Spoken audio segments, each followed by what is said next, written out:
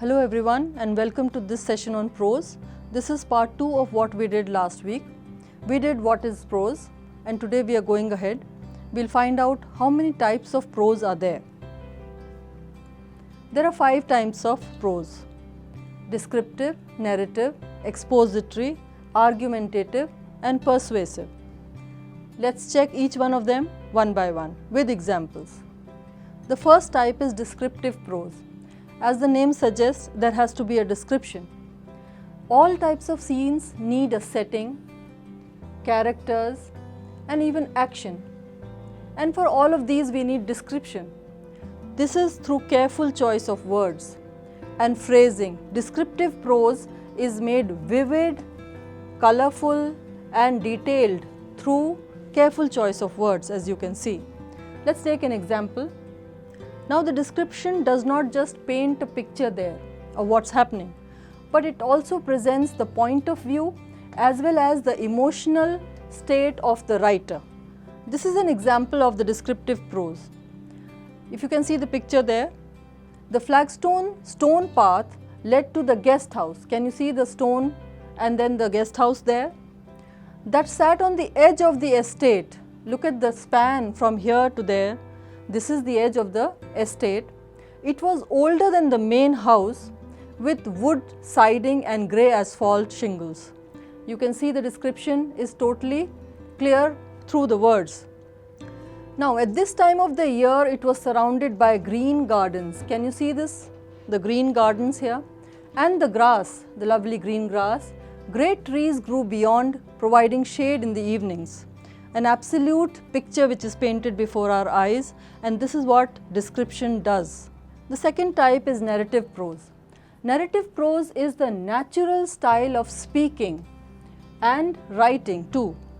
It consists of everyday conversation. It is as if we are just speaking naturally to anybody, just describing something, and tells a definitive story but through actions. Can you see the difference from descriptive here?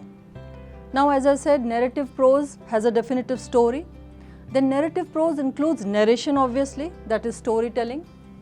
It can tell us a point of view, a time period. There have to be dialogues, descriptions, internal monologues too.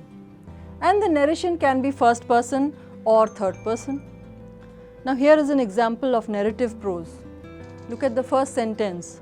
I love watching the sunrise. This person speaking to himself perhaps? Yes. I said to myself, the next sentence, it was 6 a.m. in the morning and I had woken up early. So I decided to go for a walk. As I said, there have to be dialogues, monologues, descriptions, etc. The birds were chirping on the trees. This is a continuation of what the person is speaking to himself or describing to himself. And people were still sleeping soundly in their beds, completely ignorant of the beautiful golden sky that came to greet them every day. He is narrating, he is telling us the entire description of the morning, but he is speaking to himself. So we have all the ingredients of narrative prose here. Next in this context is expository prose. Expository prose writing is a kind of writing whose only function is to expound, to set forth, to explain facts, information, data, ideas, concepts and the like. Now all of us know how we explain something through facts and figures. So expository prose basically means you have to explain in whichever possible manner, but not so imaginary, not so descriptive. It has to be fact-based. The main purpose of expository prose is to provide information to the readers about a particular topic. Examples are, we have seen many examples of these in manuals, textbooks, newspapers and magazine articles, editorials, etc. We are not including the stories here. This is an example of expository prose. Here somebody is explaining why kitty doors are not useful or why a cat would not use it. People often install a kitty door only to discover that they have a problem. The problem is their cat will not use the kitty door at all. But why? That is the way expository prose works. There are several common reasons why cats won't use these kitty doors. The reasons may be as follows. The first one, they may not understand how a kitty door works. Who are they here? The cats. Then they may not understand that it is a little doorway just for them. Second, many kitty doors are dark and cats cannot see the other side of this door, and they would not like to take a risk like this. The third and the last reason could be cats won't use the kitty doors because some cats don't like the feeling of pushing through and then having the door drag across their backs. This can be the reason why the doors are not functional at all, and some people install them for no use. So the expository prose tries to explain it to us. Maybe the reason is frivolous, but then there is a reason. Next in this category is the argumentative prose. Now, as the name suggests, there has to be an argument. An argumentative prose presents arguments on both sides of the issue, meaning we'll have to take the positive as well as the negative sides together. We'll give points for both. It could be that both sides are presented equally balanced, or it can also be that one side is presented more forcefully than the other. Sometimes it is left upon the speaker or the reader to decide which is the side which has more merit than the other. This serves as a good example of argumentative prose. The topic is social media a boon or a bane? Now, as I said, we have to present views on both the sides equally. So first, when the internet was created, perhaps no one was aware of the potential. It was just a convenience for sharing of information across some computers. But today, it is a social media system which brings us so close that as if time and distance stands reduced almost to zero. A time may even come when netizens may surpass citizens. Here I am presenting facts in favor of social media. This portion of the argument is in the negative. That is, we are saying, is social media a bane? We are giving arguments in favor of being bane. However, an ominous development of misuse of social media has cropped up.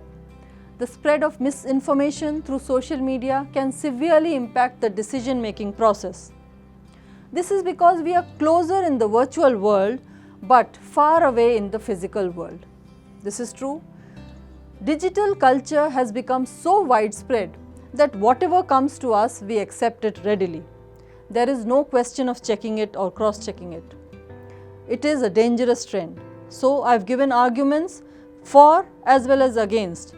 This is an example of argumentative prose where we present thoughts on both the sides, equally balanced, but it depends on the reader what should they accept. Sometimes they feel one part of the argument is more forceful than the other. The last type is persuasive prose. Now here in this type, one intends to convince the readers. This is more important here. From the argumentative prose, there is a break, and now we are persuading somebody. That is, we are trying to convince the readers to believe in an idea or opinion and to do an action. First of all, there should be a belief in the idea, and then you have to persuade somebody to take an action.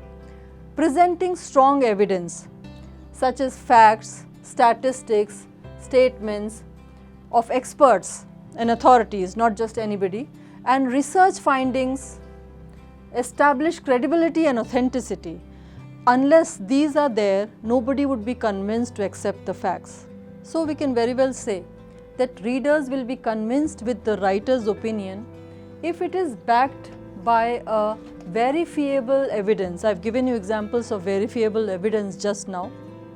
Then they should be concrete, relevant and reasonable examples. They can be anecdotes, and it can also be substantiated with somebody's personal experience. There is no dearth of example, there is no dearth of argument too, but it depends on how the speaker or the reader is convinced. The best example of persuasive prose is, of course, everybody has heard them, the election speeches. I need not say further about it. Thank you so much.